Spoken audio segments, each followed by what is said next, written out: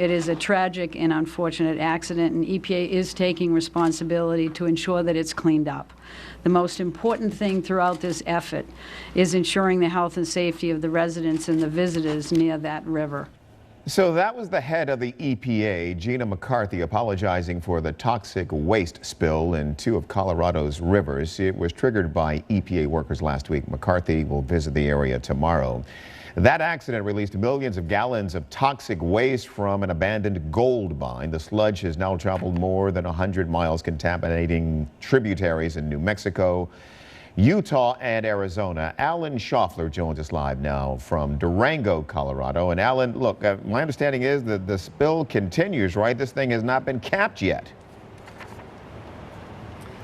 You know, they say they've done a lot of work up at that spill site to put in containment ponds and to try to clean any water that's leaking out of there, but I don't think their work is finally finished up there at all. Look, we just heard the head of the EPA say it. It was the EPA that caused this spill. The EPA is saying they're going to do what they can to make things right.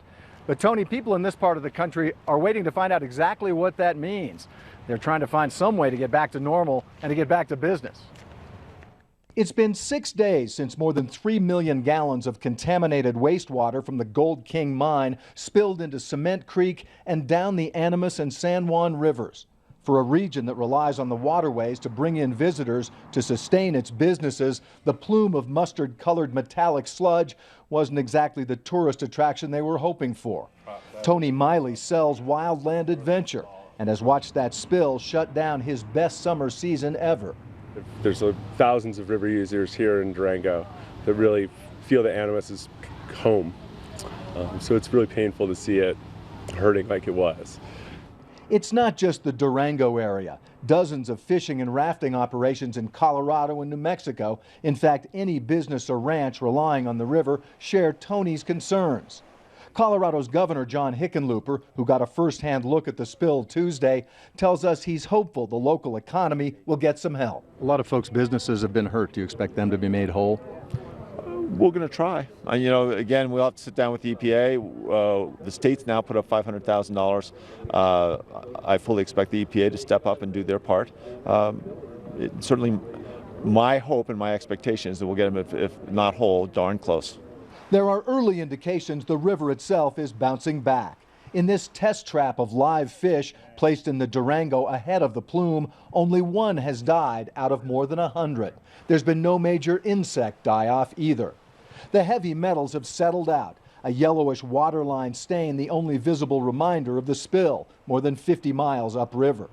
Contamination from mines in that area is a constant problem, but contamination on this scale is startling. You put 3 million gallons of water in all at once, and it travels a lot farther. And so you see, you know, this orange stuff. It looked like paint to me when it came through on Friday in Durango, and that really shocked people, I think.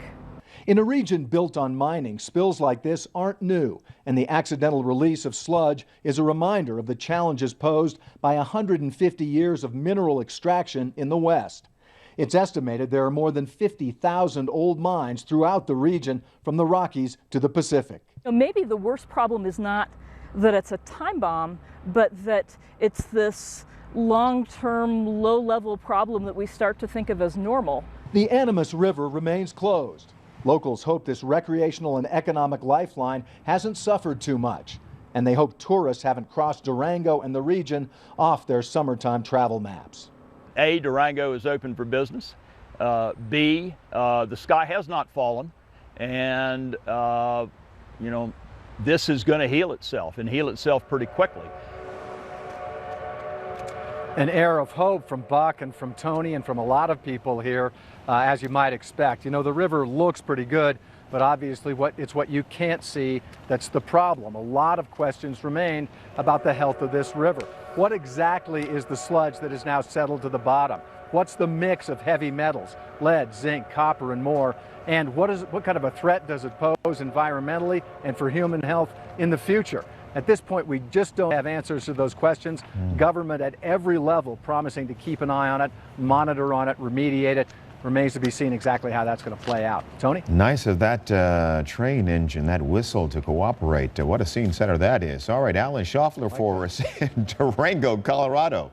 there it is again. All right, the EPA says that stretch of the Animas and San Juan rivers will be closed for at least another week, and some people are concerned about the impact this could have on the entire Colorado River system. Paul Beeben joins us now to explain where this toxic water is likely to head next. Paul. Well, that's right, Tony. Well, as you just heard from Alan, it is flowing south. It has made its way into New Mexico, into the San Juan River. And the San Juan River connects with the Animas and flows into the Colorado as it crosses over into Utah and into Wyoming, into Utah there. It's going to make it to Lake Powell by tomorrow. That is the massive reservoir that's on the border right here of Utah and Arizona. Again, the stuff making the river look like tang, look like that orange color. Those heavy metals are settling to the bottom of these rivers and hopefully will all settle out before they get to Lake Powell, but they can be stirred up by storms or flooding. So as Alan explained, there will be long-term monitoring and cleanup. But here's why this spill matters. The Colorado River system is the lifeblood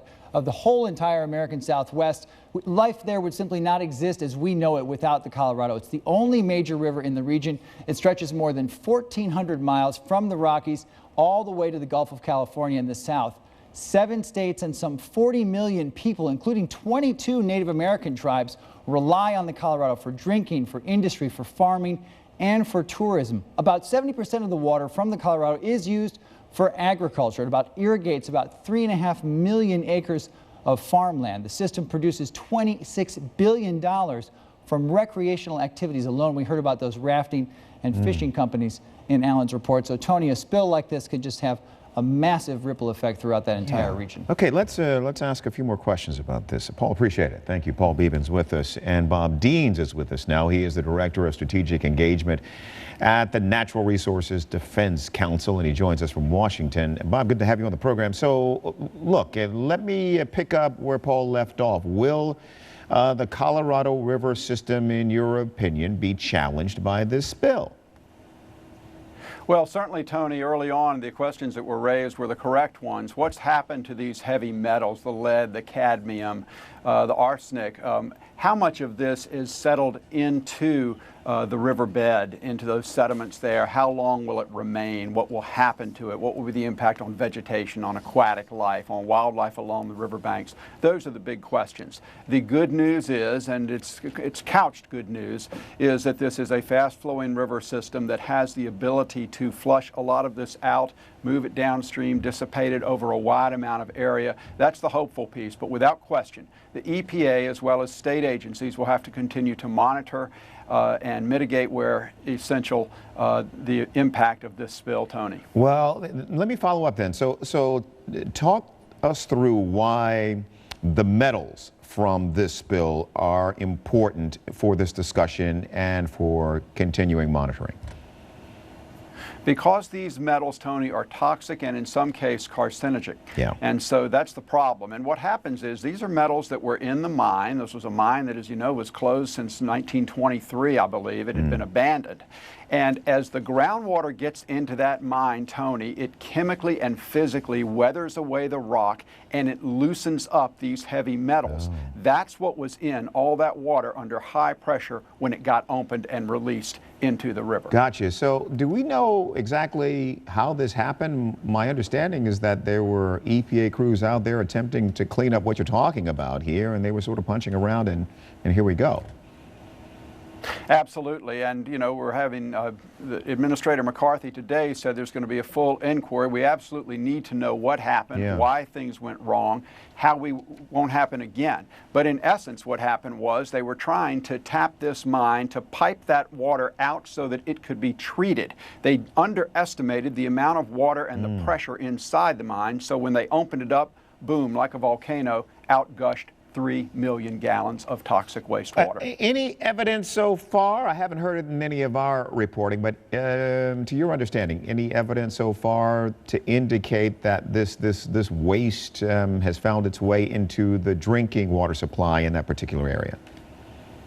No indications as of yet, Tony. There were apparently some inlets to put water from this river into drinking water, but those inlets were closed immediately when this happened, and so there's no indication of that. But of course, that's part of what the EPA will continue to test and monitor. And Bob, last one. Let me sneak it in here. What is your ballpark number on the number of old mines in Colorado, heck, across the country, that have the groundwater that you're just in the West that have this groundwater issue that you're describing kind of building up? Tony, the EPA tells us there are more than 600,000 of these abandoned mines, 400,000 in Nevada alone. And of course, we've got a lot in California, in Montana, Colorado, and elsewhere out there. And thousands of these, Tony, were built before we had responsible environmental safeguards in place. Many were abandoned by mining companies that sort of walked away from the waste and said, you know, let somebody else clean it up. That's the legacy disaster we have to deal with now. We have to find out, identify the ones that pose the greatest threat, rally the resources, state, local, and federal, to clean this up so we don't have another disaster like this one. Bob, appreciate it. Thank you for your time. Bob Deans is the Director of Strategic Engagement at the Natural Resources Defense Council, joining us from Washington. And 50 years ago today, I'm the leading state sponsor of terrorism